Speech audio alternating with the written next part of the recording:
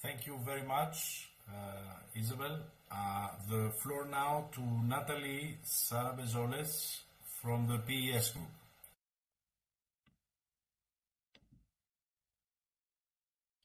Oui, merci Monsieur le Président. Monsieur le Directeur, en premier lieu, je souhaiterais vous remercier pour votre présence parmi nous aujourd'hui. L'Organisation mondiale de la santé a fait un travail important à la suite de l'émergence de la pandémie en 2019 et ce travail, même si on peut toujours mieux faire, aura permis de sauver des vies, de nombreuses vies. Aujourd'hui, en Europe, nous sommes dans la phase de vaccination et je suis fière de rappeler que conformément au principe de ma famille politique, la solidarité, un principe autant moral que pragmatique, vous le disiez juste avant, la solidarité a prévalu en Europe. Les États membres de l'Union européenne, quelle que soit leur taille, ont obtenu les vaccins le même jour. Cependant, et cela a été dit par d'autres orateurs, aujourd'hui les problèmes importants apparaissent, notamment avec les grandes entreprises pharmaceutiques qui ne respectent pas leurs engagements. On peut craindre l'apparition d'un nationalisme vaccinal et à ce sujet, je souhaiterais vous demander quel est le plan de l'OMS pour faire face à cette situation que vous avez décrite vous-même tout à l'heure. En effet, on peut craindre que la coopération internationale ne soit remise en cause alors qu'elle est à la base de la lutte contre un virus qui ne connaît bien évidemment ni loi ni frontières. Dans l'avis du Comité des régions concernant le programme européen pour la santé, il est préconisé de doter l'Union d'importantes capacités de production de matériel médical, mais de médicaments aussi. Et par ailleurs, au-delà de l'Union européenne, il est essentiel de faire jouer la solidarité également et d'éviter la concurrence territoriale afin de permettre l'égalité face à la vaccination. Je crois donc à ce sujet que l'Organisation mondiale de la santé a une grande responsabilité pour maintenir la coopération et j'espère que vous pourrez nous donner des pistes de travail sur lesquelles vous travaillez. Nous notons aussi, dans plusieurs pays de l'Union, que les États ne s'appuient pas assez sur leurs régions et leurs villes pour accélérer la vaccination avec les stocks existants. Déjà, nos territoires avaient été en première ligne pour faire face aux premiers effets de la pandémie, malgré le manque de transparence et le manque de confiance apparent. Vous l'avez dit, les collectivités étaient le fer de lance de la lutte contre la pandémie et le premier interlocuteur des citoyennes et des citoyens. Donc, votre organisation aurait-elle des recommandations en termes de décentralisation des réponses publiques pour faire face à une pandémie et pour être plus efficace? Et enfin, je souhaiterais aborder une dernière question avec vous. Votre organisation peut clairement nous aider à mieux nous préparer aux futures pandémies. Vous l'avez dit, ce n'est pas la dernière. Il semble en effet aujourd'hui que nous n'y échapperons plus. Que nous conseillez-vous de mettre en œuvre? Plus de coopération à l'échelle européenne? Enfin, vous avez vous-même abordé le sujet. Diriez-vous qu'il faut maintenant songer à renforcer les compétences de l'Union européenne en matière de santé, en nous appuyant en particulier sur les collectivités territoriales? C'est peut-être un petit peu en dehors de votre domaine, mais vous l'avez vous-même abordé et je trouve intéressant d'avoir votre avis. C'est en tout cas ce que nous défendons, nous, au sein du groupe PSE du Comité européen des régions. Je vous remercie de votre attention et pour vos réponses à venir. Et encore une fois, merci d'être parmi nous aujourd'hui.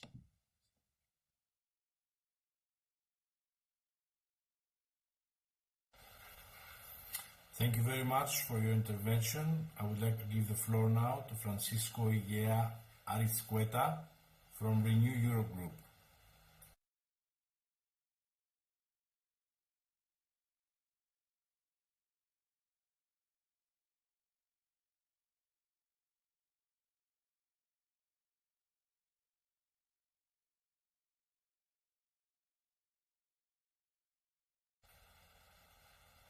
The floor now to Roberto Ciampetti from the ECR Group.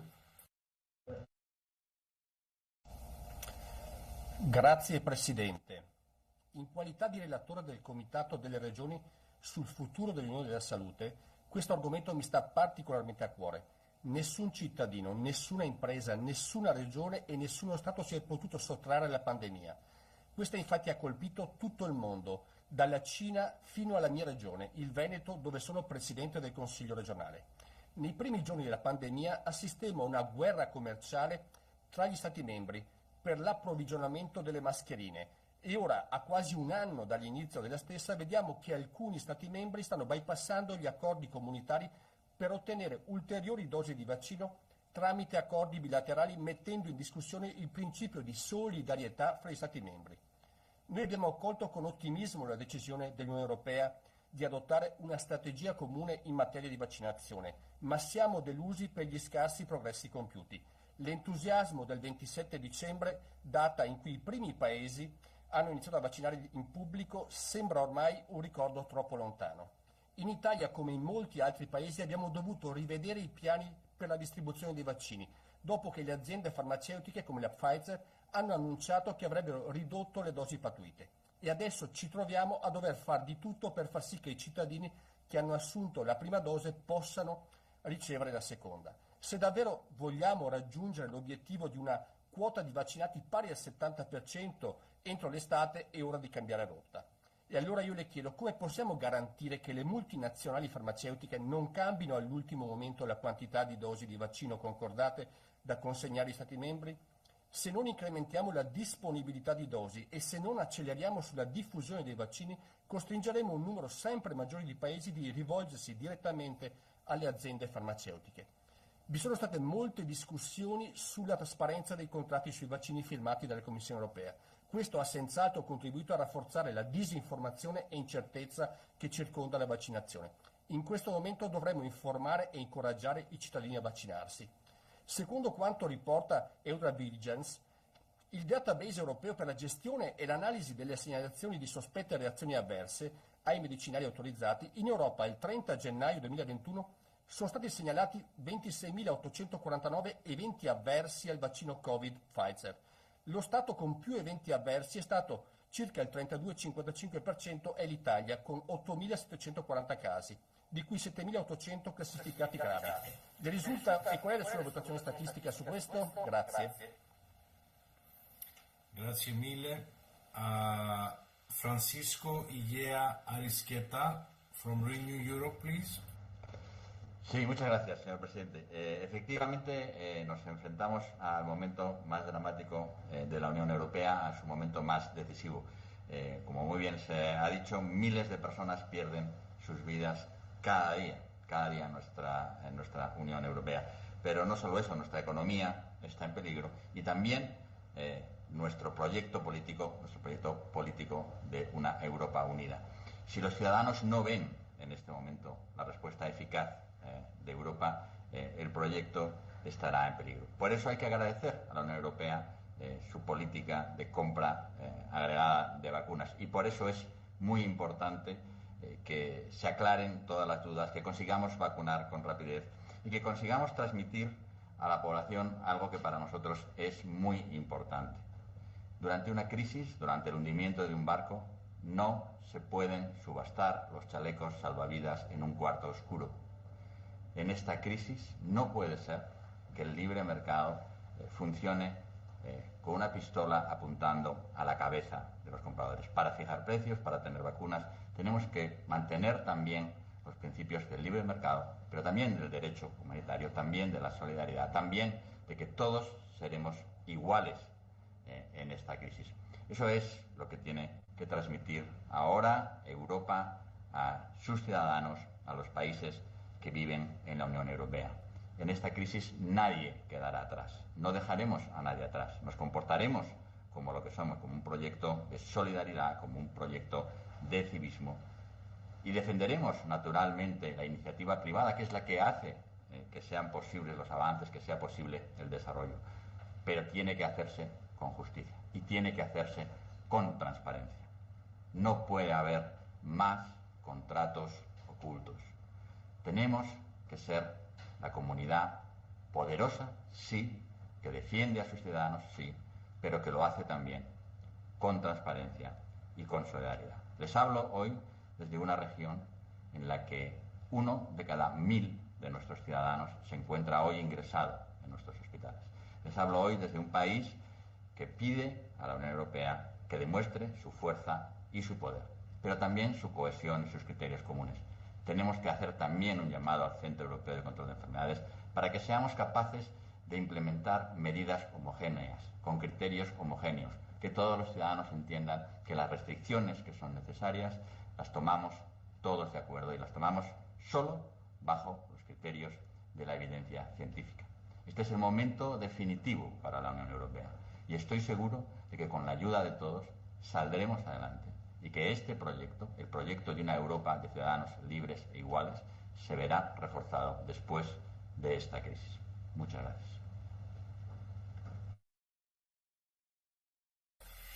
Thank you very much. The floor now to Karl van Loowe from the EA Group.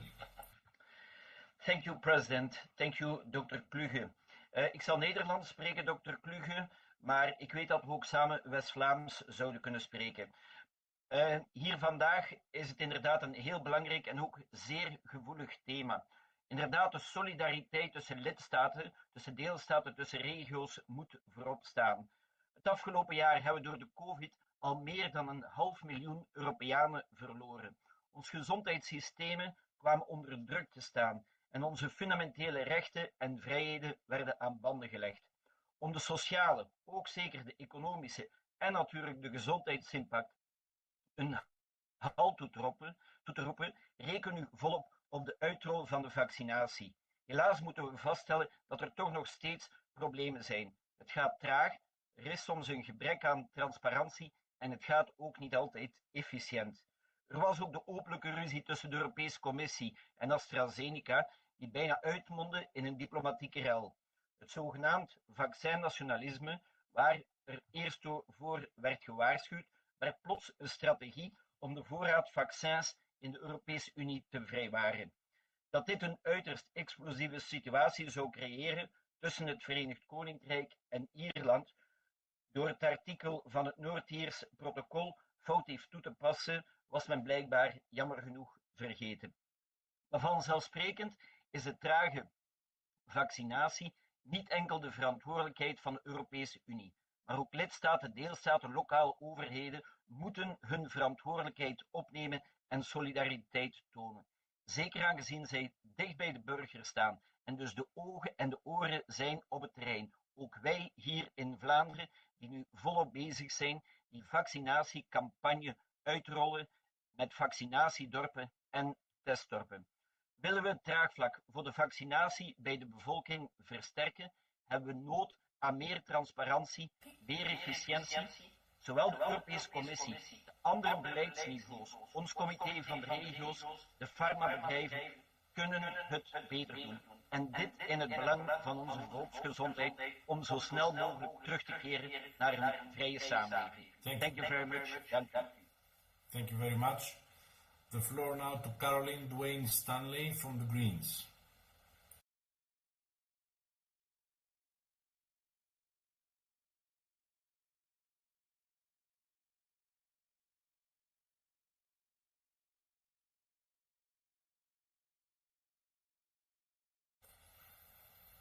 Okay, so we move on now and we open the floor to our members for 1 minute each. Let me start with our first Vice President, Vasco Cordeiro. Thank you, President. I think that the issues that were brought to our attention, not only through the invitation of not only through the intervention of our guest, but also from the members, carry through 3 or 4 messages very, very important at this time. First, transparency. Second, leadership, the way Europe is dealing with this issue right now. Third, the common effort to achieve a united front against the pandemic. And also the need to stress the point concerning transparency, not only at European level, but also at national level. I think this is one of the areas where the way we fight this pandemic can not only be related with the health issues, but also from a democratic point of view of strengthening the position of the European Union and strengthening the position of the national and local and regional authorities. Thank you, President. Thank you very much, Vasco, for being on time, and thank you also for chairing part of the plenary earlier today. I would like to give the floor now to Caroline Dwayne Stanley from the Greens, who is connected.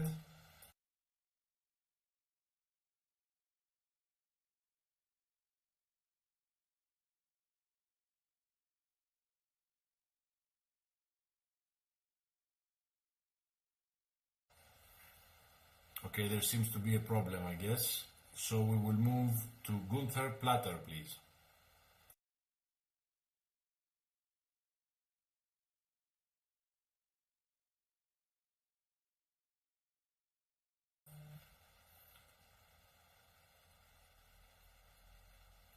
Miss Paula Fernandez Viana. Sí, gracias, presidente. Señor Kluge, defiendo la idea de que las vacunas contra el COVID-19 han de ser consideradas como un bien público mundial. Esta pandemia nos ha puesto a prueba, pone a prueba nuestros principios y nuestros valores fundamentales. Haber desarrollado y aprobado vacunas seguras y eficaces en menos de un año desde que apareció el virus es un logro científicamente increíble, pero ahora hay que garantizar el éxito en la distribución de las vacunas y hay que hacerlo conforme a los principios de equidad, de eficacia, de respeto a lo acordado y de solidaridad.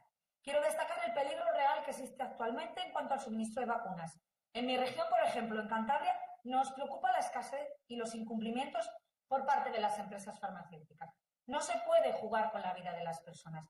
En Cantabria, como en otras regiones europeas, contamos con un sistema sanitario muy preparado y bien organizado para administrar las dosis. Pedimos que la Unión Europea, la Organización Mundial de la Salud, presionen a las empresas farmacéuticas para que entreguen las dosis de las vacunas que están establecidas en los contratos. Es necesario que los gobiernos, los fabricantes de las vacunas y la comunidad internacional actúen de manera urgente para llevar a la práctica el imperativo de la equidad en la administración de las vacunas, que, repito, acabo como empecé, deben de ser consideradas un bien público mundial. Muchas gracias, presidente. Muchas gracias. Mr. Sausberger, please.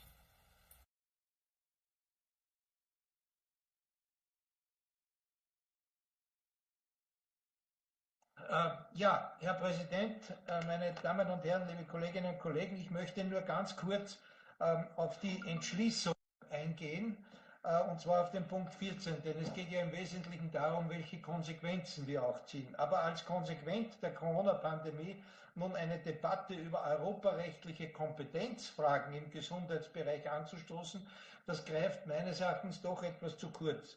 Es müssen vielmehr die Erfahrungen mit der gemeinsamen europäischen Impfstrategie zum Anlass genommen werden, die Reaktionen der EU, der Mitgliedstaaten und der Regionen und Kommunen auf den Ausbruch der Covid-19-Pandemie umfassend zu evaluieren, sowie daraus die richtigen Schlussfolgerungen für die Zukunft zu ziehen. Darüber hinaus möchten wir in unserem Abänderungsantrag, dass die Zulassungsverfahren für die Covid-19-Impfstoffe und die Verhandlungen über den Zugang zu den Impfstoffen auch transparent geführt werden. Das wurde ja schon mehrfach erwähnt. Dies ist notwendig, um das immer mehr schwindende Vertrauen der Bevölkerung in diese Verfahren und in die Verhandlungen zu stärken. Und ich würde mich daher sehr freuen, wenn hier eine Mehrheit unserem Abänderungsantrag zustimmen könnte. Thank you. Mr. Voss-Berndt, the floor is yours. Ja, vielen Dank, Herr Präsident. Vielen Dank, Herr Dr. Kluge. Es bleibt für uns Grünen dabei. Der europäische Ansatz ist der richtige Ausweg aus der Krise. Nationale Alleingänge sind nicht die richtige Antwort. Wir brauchen europäische Koordinierung, Transparenz, Effektivität und Sicherheit.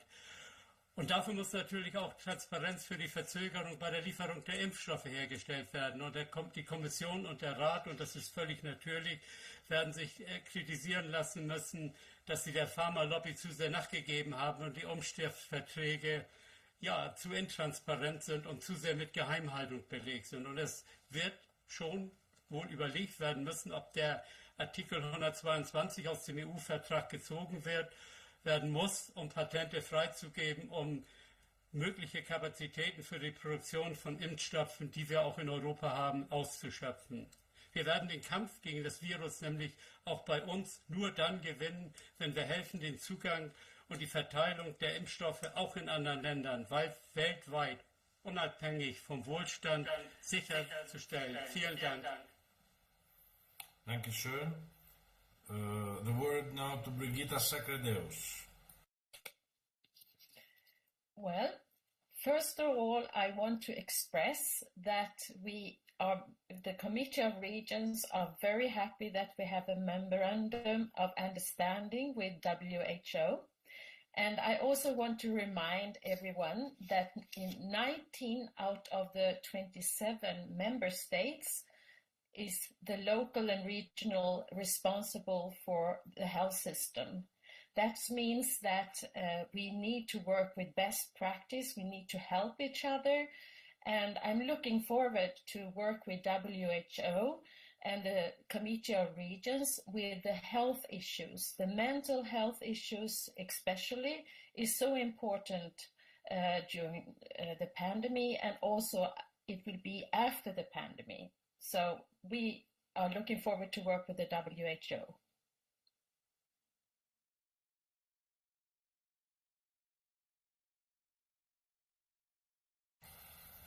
Thank you very much. Tobias Gotthard, the floor is yours. Sehr geehrter Präsident, Herr Direktor Kluge, Europas Weg aus der Pandemie wird nur über die Impfung funktionieren. Und ja, wir brauchen dafür Geduld, aber wir brauchen dafür auch aus unserer politischen Verantwortung heraus den vollen Einsatz für die Menschen. Unser Ziel muss deshalb sein, dem Impfwunsch der Bevölkerung jetzt ausreichend und transparent mit Impfstoffen nachzukommen. Wenn das nicht funktioniert im freien Markt, muss man den bisherigen Pfad der europäischen Impfstrategie teilweise korrigieren und Lösungswege suchen. Dazu fällt für mich die Möglichkeit nationaler Notzulassungen, um die Impfressourcen kurzfristig zu erhöhen. Zur Not muss man mit gesetzlichen Maßnahmen gegensteuern, wie uns das TRIPS-Abkommen und nationale Patentgesetze bieten. Wo der reine Markt im Notstand nicht funktioniert, muss der Staat entschlossen handeln. Bedienen wir jetzt den Impfwunsch unserer Bevölkerung. Dankeschön. Danke. Joke Schauflige, the floor is yours. Thank you, Chair, and thank you, Dr. Kluge, for your very interesting presentation. You have started your career as a family doctor in my home country, Belgium, and you have always been committed to helping the most vulnerable. And this is also very important for the vaccination strategy. Equal access to vaccines is crucial. And one of the most vulnerable territories in Europe today are undoubtedly the rural areas.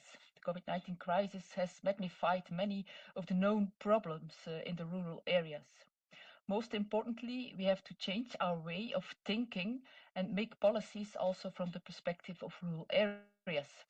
In this respect, I hope and I count not only on the European Commission, but also on the international organizations such as the WHO to better consider and target the rural areas. Thank you very much for your attention. Thank you. The floor now to Bronius Markauskas.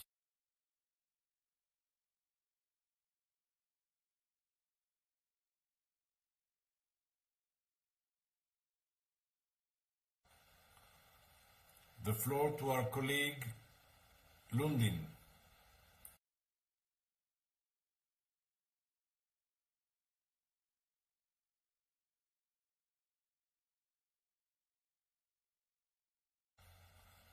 The floor to our colleague Tranka.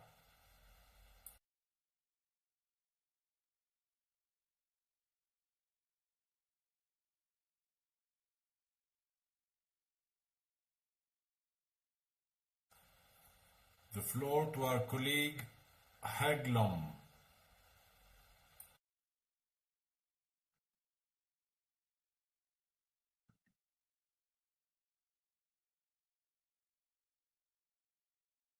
Tack, herr president. Jag tar det på svenska till alla översättare. Här på Åland så är vi 30 000 människor. Vi har haft få på sjukhus. Vi har inte haft något dödsfall, så jag vill bara berätta att vi har klarat den pandemin otroligt bra så här långt. Och kanske WHO borde kontrollera varför vi klarar oss. För vi har kryssningsbåtar hit till Åland, vi är beroende av turismen. Det har varit ganska nedstängt mycket. Men ändå har vi haft det mest öppna samhälle i hela Europa, vill jag påstå. Så det finns positiva platser i Europa och vi är en av dem. Och vi är lyckligt lottade.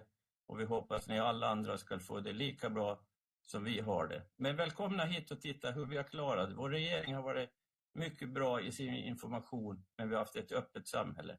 Tack ska ni ha. Thank you very much. Our colleague Whoop, please.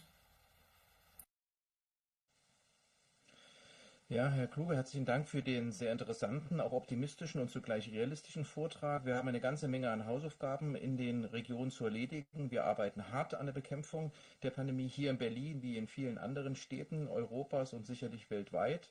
Der Solidaritätsgedanke ist dabei ganz zentral, den müssen wir stärken, trotz der schwierigen Informationslage und der Herausforderungen und dass den Menschen auch die Geduld ausgeht. Die Impfkampagne ist ganz wichtig. Zu wenige Menschen sind auch bereit, absehbar sich impfen zu lassen und das wird irgendwann wichtig werden. Sie sagen, die Zusammenarbeit ist der Schlüssel, sicherlich bei der Produktion, bei der fairen Verteilung. Das sind die Punkte, die jetzt immer wichtiger werden. Die Produktion ist, denke ich, dadurch gekennzeichnet, dass wir jetzt da das große Defizit haben. Sie sagen, der Impfstoff ist ein globales öffentliches Gut, dem würde ich auch sehr gern zustimmen. Welche Empfehlung haben Sie, Herr Kluge, wie man das nun organisiert, die Produktion zu steigern, von Ihrem Blickwinkel aus, sozusagen den globalen Blickwinkel bei den verschiedenen Produzenten, die weltweit aufgestellt sind, mit Lizenzfragen und dergleichen mehr? Herzlichen Dank. Thank you. Our colleague Mark Kauskas, please. Mr. President, Dr. Kluge, we welcome the European Union and the WHO cooperation in COVID-19 vaccine rollout. A successful vaccination campaign needs engagement of local and regional authorities, especially from rural regions, like my own Klaipėda district in Lithuania. With limited doses of vaccines, we are now vaccinating doctors, social workers, and home care residents, and plan to vaccinate teachers next week. Our plan relies on avoidance of major disruptions, such as delays of vaccine supply or transportation, as was recently the case in Lithuania, where a batch of vaccine was compromised while in transport. How can WHO and the European Commission work with the Committee of Regions to promote cooperation at the local and regional level and effective inclusion of the local and regional authorities in vaccination campaign? Thank you. Thank you very much. Ms. Haapanen, please.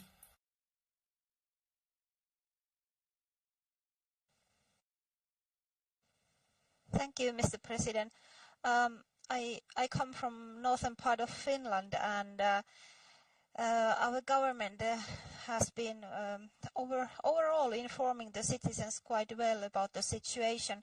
But moreover, it is very important that the local and regional authorities can react also quickly. So in each town and city, we have a group of people who are able to make quite quick decisions what comes to the opening the schools or hobbies or public places. So I think this quick to be able to do decisions quickly according to the needs of the community, this is very important, and the good cooperation between the local authorities and local decision makers, politicians, this is important.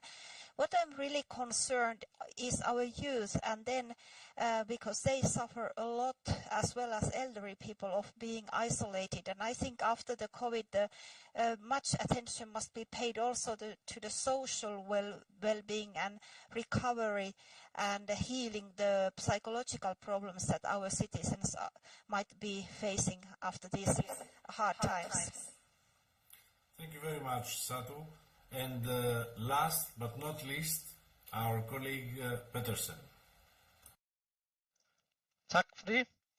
Da jeg i 2016 sammen med Dave Wilcox tog initiativet til at skabe samarbejde mellem Regionsudvalget og WHO, var det for at skabe sammenhæng imellem WHO, staten og regionerne, for at skabe en vigtig koordination. Og nu har vi jo set her i pandemien, hvor vigtigt det er. Vi så jo, hvordan det i starten af pandemien var lidt vanskeligt at skabe samarbejde, men det er kommet i gang, og vi har nu et godt samarbejde på europæisk niveau. Og derfor var jeg rigtig glad for hr. Kluges ord om solidaritet og internationalt samarbejde som en vigtig forudsætning for at komme videre. Og det er i hvert fald en forudsætning for, at vi sammen kan bekæmpe pandemien. Så jeg glæder mig til et fortsat stærkt samarbejde med WHO, både med hensyn til en stærk energi, men også synergi. Tak for ordet. Tak. Now I give the floor to Dr. Kluge for your final reaction, and then we will co-sign the Memorandum of Understanding.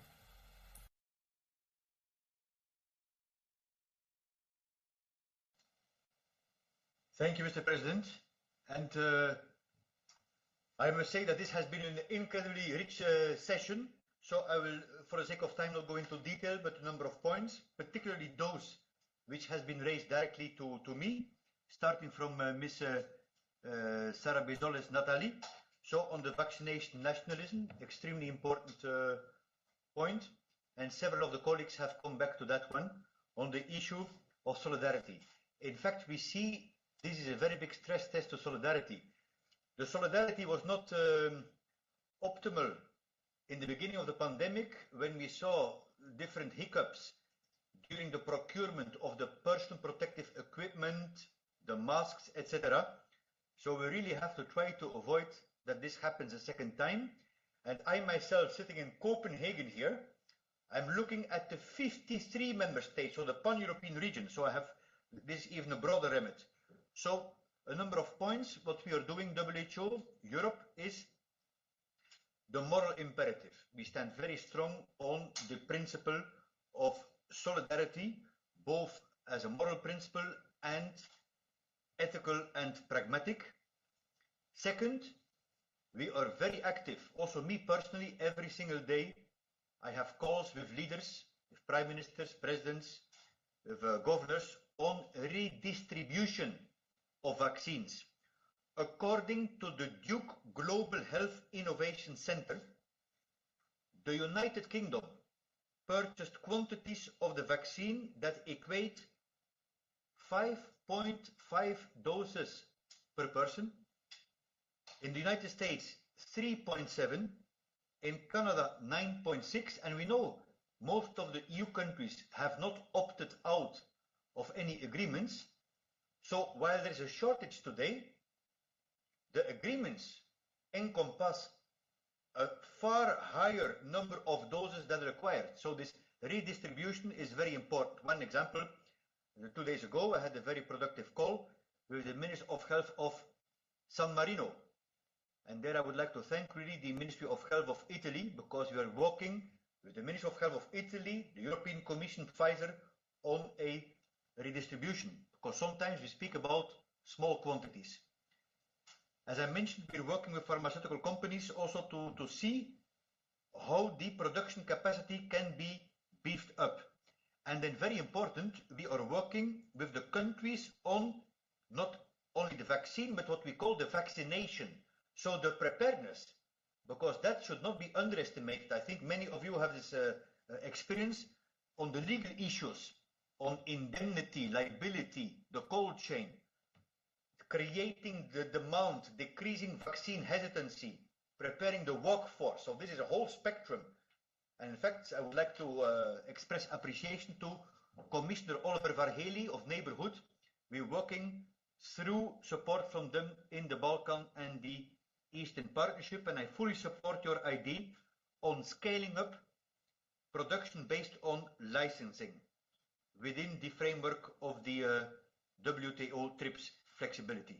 On the governance, this is something that we are studying right now with the European Observatory on Health Systems and Policies, which got looking at how countries were pushing back the pandemic compared with their governance models. And then how to prepare for the future. 2 points here. We are very supportive of the European Health Union, the EU for Health package. I always say a stronger EU is a stronger WHO, a stronger WHO is a stronger EU. And there I would like to reach out to all of you, to your leverage, to watch, to ensure, to advocate that there is a good synergy in the EU for Health between WHO and the European institutions, including a financial contribution, because WHO is asked to do a lot, right? But the resources have to follow. The other issue that we work on very hard, and I mentioned it in my opening remarks, for the future, is the Monti Commission. There is a specific working group on international governance. What are the recommendations, including on WHO reform and big international institutions like the International Monetary Fund, which could help for better preparedness for the future. I would like to thank the representative of the Veneto region, Mr. Ciambetti Roberto, also for the support to the WHO office in Veneto, and the agreement is being renewed. Thank you. Interregional solidarity was mentioned. This is terribly important. In no way we can go to a society in Europe where it will be survival of the fittest. And this is not so far off, because there is light at the end of the tunnel, but the tunnel will be a little longer than I thought end of December. So the younger people are becoming logically very impatient. So we cannot go back to, and especially with the variants, if people will be reinfected, it means herd immunity. The goal will be pushed back if people will be reinfected, including people who are vaccinated. Now we have to think, do you need a booster in some time? Do we need other vaccines? Like for the flu vaccine, we have to adapt the flu vaccine because the virus is changing. So inter-regional solidarity we need to keep strong. Very nice to see my compatriot, Mr. Karel van Loowen from Nieuwpoort. And Madame Chauvelin was mentioning, I started my career as a general practitioner in Belgium, in fact, in Lombard-Zijde with Dr. Lones and Nieuwpoort with Dr. Sabber. So my greetings to my home, Mr. van Loowen. Next point is on the rural areas. Yes, this is very important. In terms of health workforce, we have more and more what we call medical deserts in rural areas. So this is a priority for the work, strengthening primary healthcare, but also, again, I always try to take a positive view. We have seen a lot of very good examples of digital medical consultations in rural area, including also in Scandinavia, to leave no one behind and protect the vulnerable. Thank you again, Madame Sacredeus Brigitte, for pointing out your strong commitment, which I reciprocate to work together, not at least at mental health. Mental health is really a top priority over here. Thank you, Mr. Hagblum Bert, for to be invited to your region. I'm very curious. I really would like to come. I mean, Sweden is not so far here, because in Sweden as a country, we saw a higher number of cases and deaths compared with other Scandinavian countries. But your region must have done very well, and congratulations. It is possible, absolutely, and this depends a lot on leadership. Well done. And then finally, I welcome the EU health legislative package, right? And I would like also to welcome the efforts of Commissioner Kyriakides and Commissioner in general on the advanced procurement mechanism, and the heads of state of the member states to negotiate with manufacturers the delivery and scale up of vaccines. And of course, I understand the frustration, but somehow I see this as a silver lining in the darkness, that after the debacle and the mishappening of the procurement of personal protective equipment, the EU somehow pulled itself together for these vaccines. And now we have to work together to hammer out the teething problems. Dear colleagues, I must say this is a tremendously fantastic session. Mr. President, please do invite me, and I'm very much looking forward to a very pragmatic collaboration. Thank you.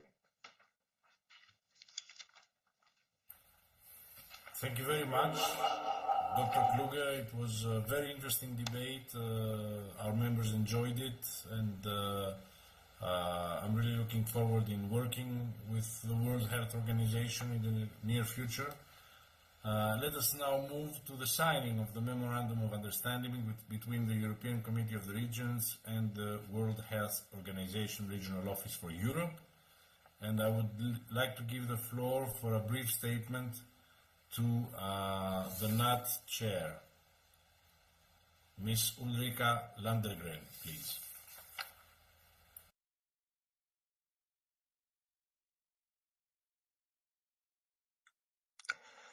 Thank you, President Tzitzikostas and Director Kluge for this occasion to sign this Memorandum of Understanding between the Committee of the Regions and your organizations. We have had a very good cooperation between the NAT Commission and the World Health Organization, which has been established for many years ago. Many joint events have been organized between the NAT Commission and the World Health Organization, most notably during the European Week of Regions and Cities. Just next Monday, you have mentioned it, our rapporteur of the Health Union will be meeting with you and the Oksana Domenti from the World Health Organization in order to discuss the ongoing NAT opinion. Just remind them that the initial for this idea on the Memorandum of Understanding with the World Health Organization came from the current first Vice President of the NAT, Karsten Uno Pedersen, who also spoke earlier when he was the chairman of the core interregional group of health and well-being. I'm very looking forward to this signing and to continue the cooperation with you. Thank you. Thank you, Ulrika, for your intervention. Dear Dr. Kluge, this pandemic has served to remind us, above all, how interconnected we are and how vital cooperation and partnership of all levels of government, European, national, regional, local, with global organizations such as yours and the private sector is. So only by working together and by working closer to our communities we will protect our people, businesses, lives and our economies. So I really hope that 2021 will be the year of global cooperation that will help us find the way through the pandemic and towards recovery. Because recovery, make no mistake, will start from our regions and our cities. And the strengthening of our cooperation today is an acknowledgement that we need each other with our own competencies, experiences and knowledge. We must think and act both locally and globally. As I said last time we met, the European Committee of the Regions is your partner, ally and friend. So the action plan for the next 2 years, embedded in our new Memorandum of Understanding, shows this ambition to cooperate for better, safer and more resilient cities and regions, for a better world. So let me now propose to you the signing of our memorandum.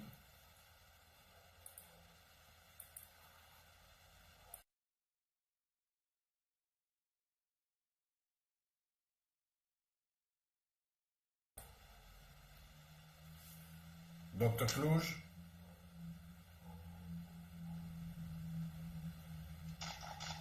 Thank you very much, Mr. President. It is my great pleasure to sign now the very important agreement. I will not dwell because you have given me a lot of time to speak already. You know that I'm very committed to the regions. I strongly believe in the principles of leaving no one behind, solidarity and equity, but also in a pragmatic way. We need the partnership. I am a man coming from the regions, from Flanders, from Belgium. So people are telling, if you understand the governance structure in Belgium, you can understand the governance structure in any country. So I'm a great believer of the untapped potential of the regions, and you can count on me. And now, Mr. President, I am ready to sign. Thank you, Dr. Kluge.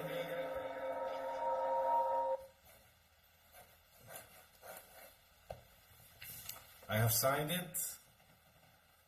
So now it is your turn.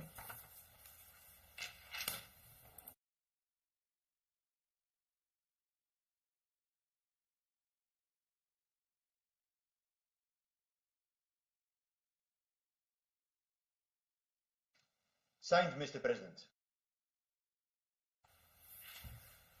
Thank you very much for this great discussion, this great debate. Thank you for the signing of our memorandum. I'm sure we have great things to do ahead of us. Ladies and gentlemen, dear colleagues, we have now reached the end of the second day of our plenary. We will now stop for the day, and we will reconvene tomorrow morning at 9:15 to start with EU matters for local and regional authorities. So I wish all of you a nice evening, stay safe, and we will see you all tomorrow morning. Thank you very much for being here with us today and following and participating actively in our plenary session. Thank you.